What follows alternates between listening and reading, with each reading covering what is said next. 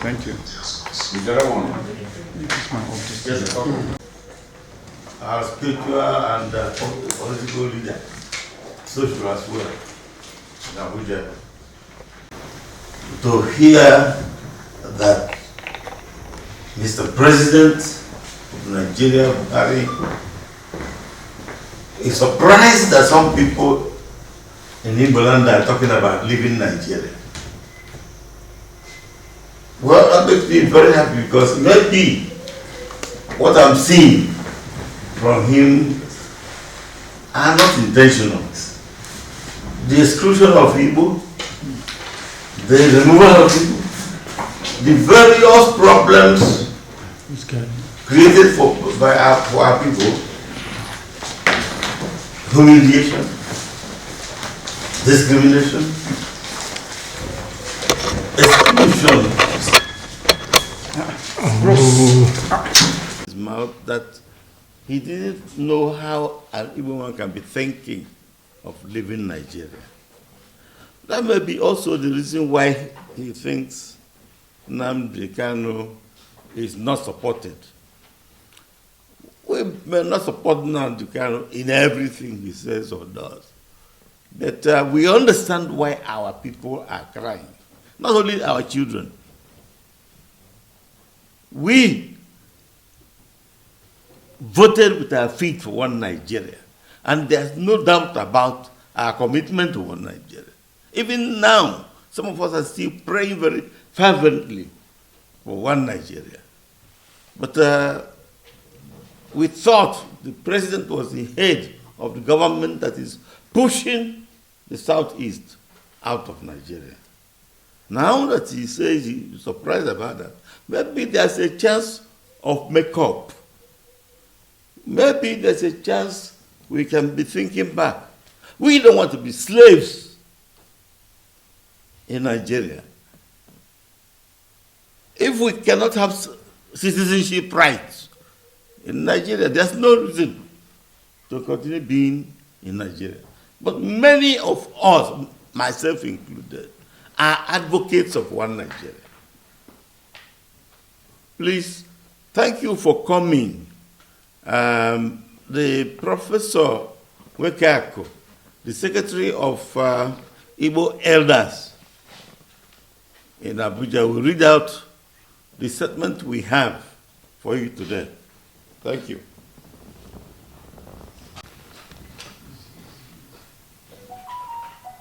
The attention of Igbo Elders Consultative Forum has been drawn to the tactical delay or even outright reluctance of some states in the Southeast to pass anti-open grazing law as resolved by the recent meeting of the Southern Governors Forum, that each state in the South should enact an anti-open grazing law by September 1, 2021. This resolution of the Southern Governors that each state in the South should enact an anti-open grazing law by September 1, 2021 is not only commendable, creative and patriotic, but also populist and people-oriented, that any state that has failed to comply with it is insensitive, unpatriotic, and anti-people, as the reluctance or even arrogant refusal to comply with that decision is considered as a coup against the masses of the southern Nigeria. The decision of the Southern Governors to ban open grazing is a demonstration of their determination to ensure democracy, rule of law, and transparent governance for a conducive, stimulating, and challenging business environment and orderly society for security of life and property of all the citizens, irrespective of their ethnic, religious, and occupational differences. It is expected that every state in the Southeast should not only pass the anti-open grazing law within this period, but also put in place appropriate mechanisms for immediate implementation of the law in the state.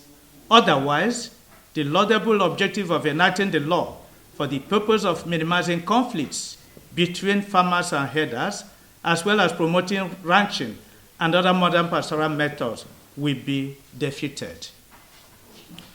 While we commend Enugu and Abia states for their efforts to empanel legislation on anti-open grazing, we urge the other states in the South, especially in the Southeast, and other Igbo-speaking states of the South-South, to put in place necessary machinery to comply with the Southern Governor Resolution or be liable for aborting the popular will and desire of our people. The governors and the state assemblies of the delinquent states, especially in the Southeast, should be held responsible for non-compliance. Number 2 issue, the zoning of 2023 presidency to the South, preferably Southeast.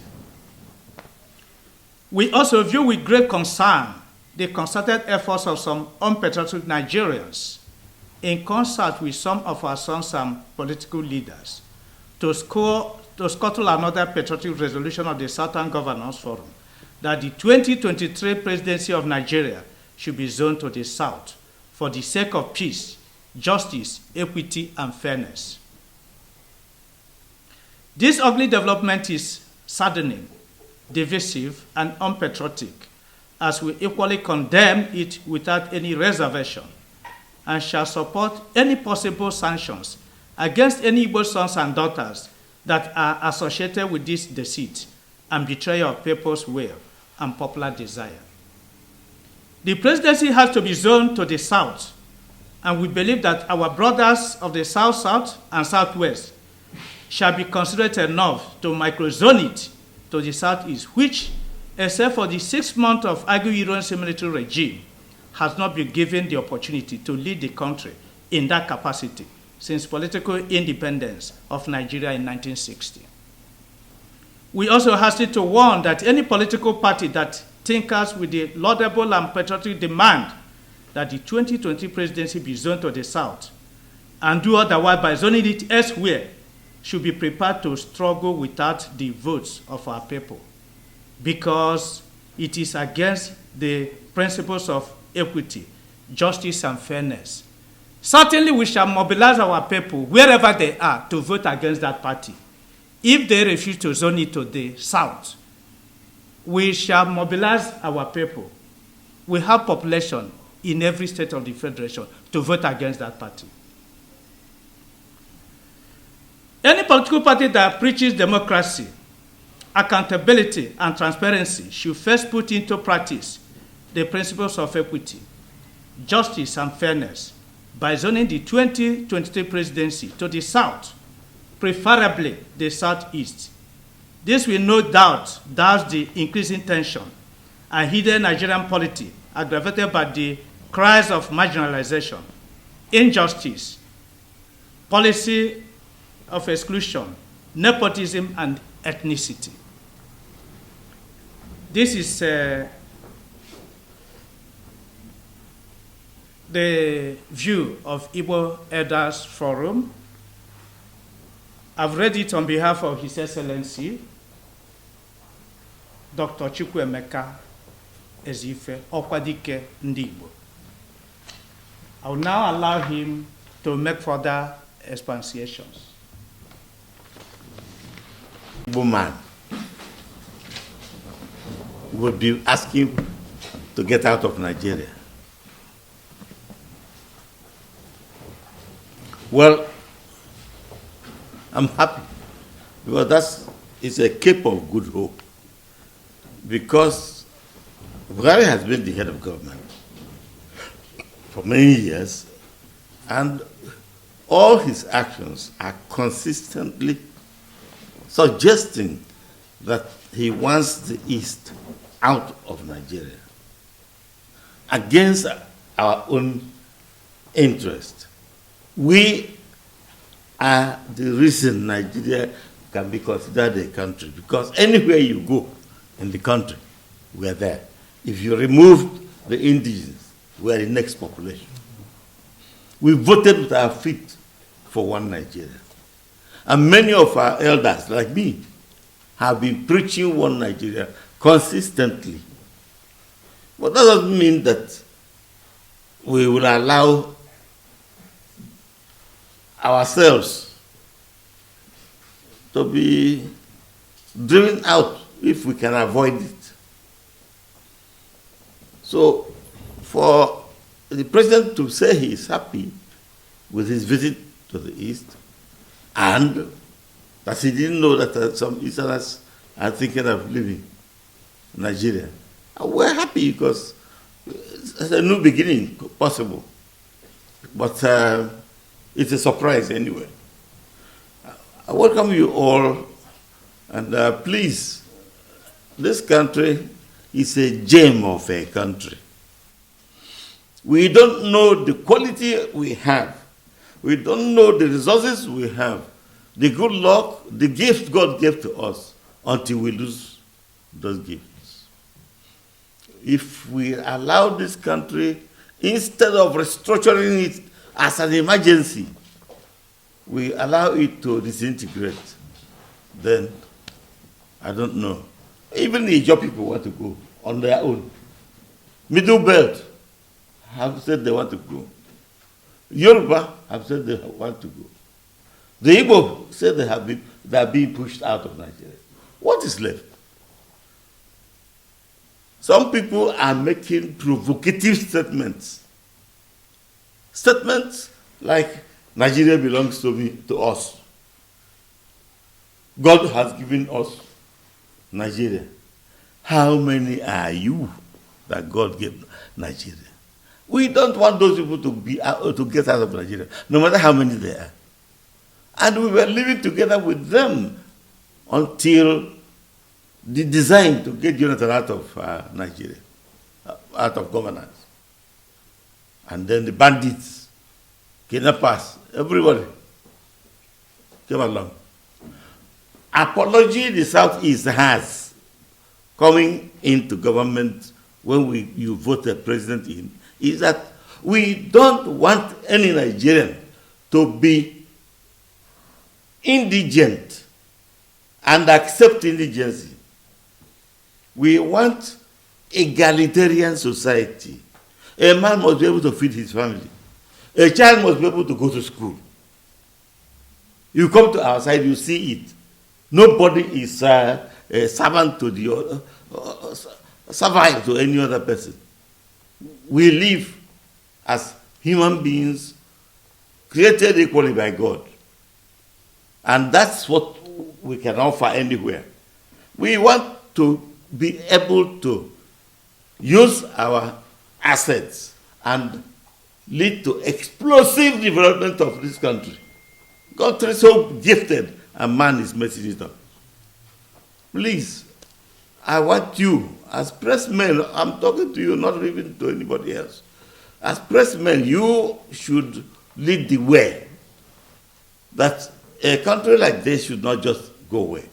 It's a country that should not only raise the dignity and respect of all blacks on earth, but also help in the governance of this world. World governance is disintegrated. Look at Afghanistan. Look at everywhere. Huh? The United Nations has failed. But I think it is our responsibility to help make it work. I'm sorry, before I go too far, thank you very much for coming.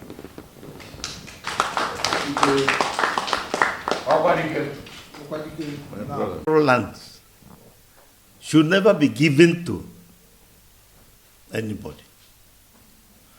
There's no grammar in governance that can make it happen, and we just take it like that. Anybody who wants to waste money can go and dash money to the incumbent governor.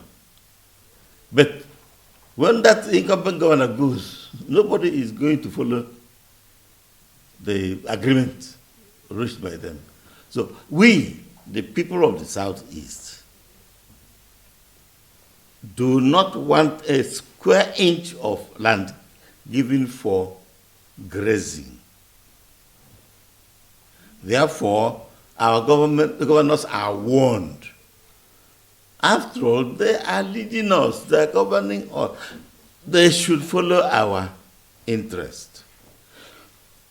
Well, we hope that God in heaven will help us to design a system in Igbo land which enables a leadership to emerge, which gives directives to all parts of Igbo land, so that we live according to our background.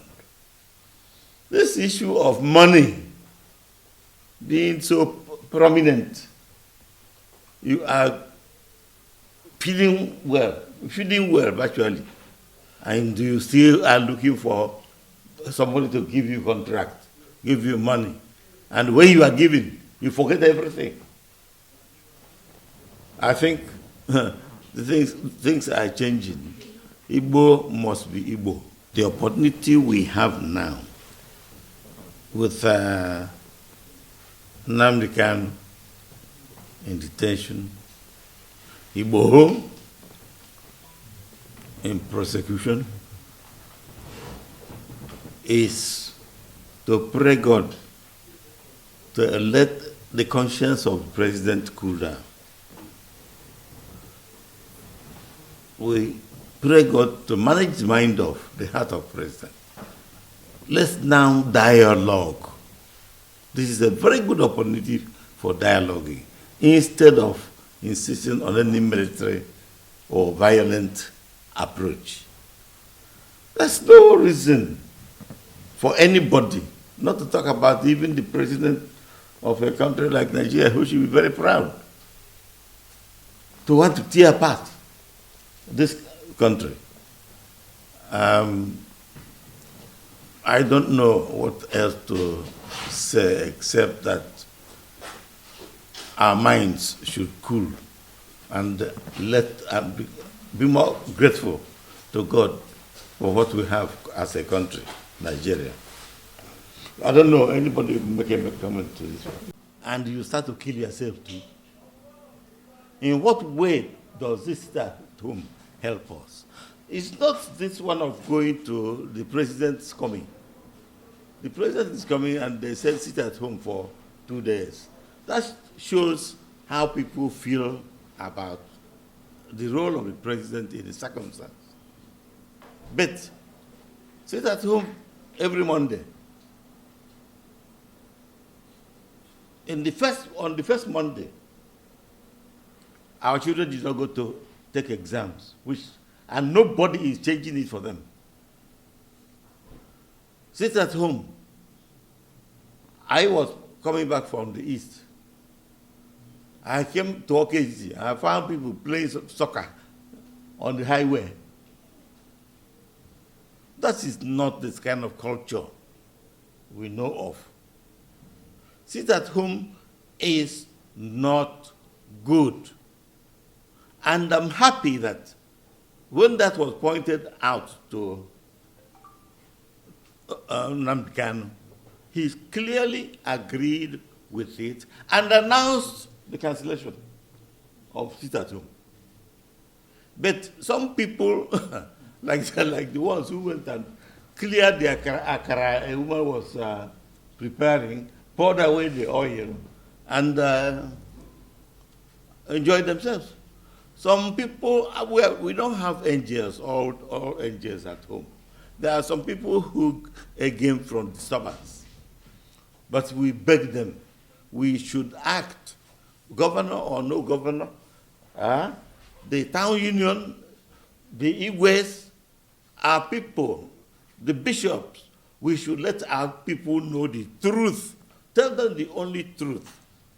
With this order of sit at home said to be made by our own people, there is nothing to recommend it. And all our people should go to work. That's how we survive. Why Nigeria has changed from growing faster than the rest of the world to becoming the poverty capital of the world. Before the coup in 1966,